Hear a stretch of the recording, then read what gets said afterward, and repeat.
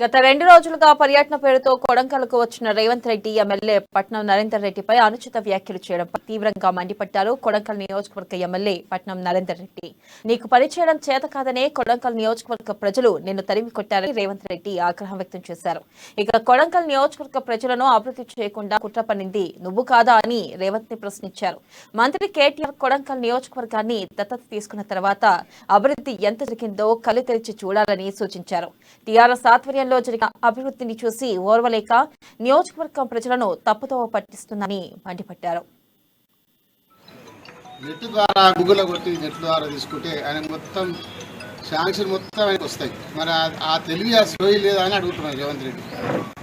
ఇప్పటి వరకు గత 8 సంవత్సరాల నుంచి ఇప్పటి వరకు మన కొడంగల్ నియోజకవర్గానికి మొత్తము అన్ని డిపార్ట్మెంట్లు అన్ని వర్కులు కలిపి సుమారు 536 కోట్ల రూపాయలు వచ్చినాయి.